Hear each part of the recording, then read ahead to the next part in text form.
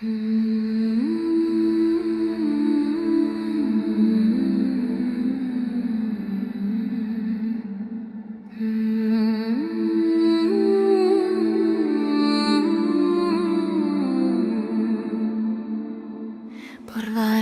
ei ole maa tai raja, ei kartta eikä nimi. Se on askel, joka jää sisään ja paino rinnan alla. Me luulimme kulkevamme raunioissa, kivien ja varjojen keskellä, mut jokainen katse siellä kulki meitä edellä.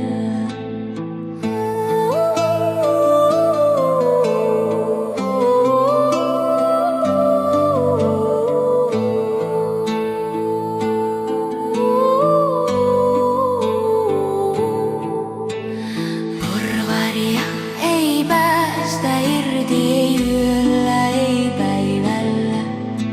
Se seuraa sinua kotiin asti ja jää katsomaan. Porvaria ei huuda nimeäsi, se ei tarvitse häntä. Se vain odottaa hiljaa, että katsot takaisin.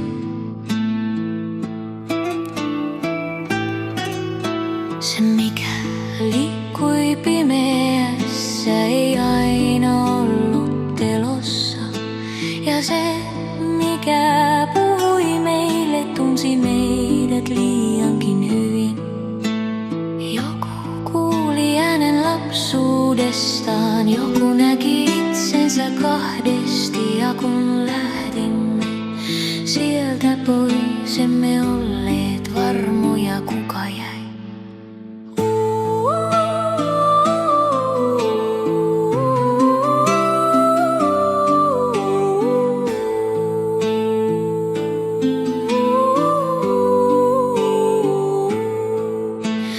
Porvaria ei päästä irti, vaikka käännät selkäsi. Se kulkee mukana varjossa ja mittaa askeleesi. Et kanna sieltä aarteita, et vain kolhuja. Kannat kysymyksen, johon ei ole vastausta.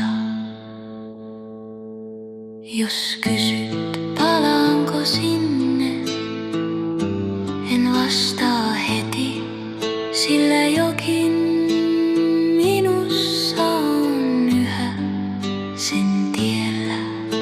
En sano, että se kutsuu, enkä että se valehtelee.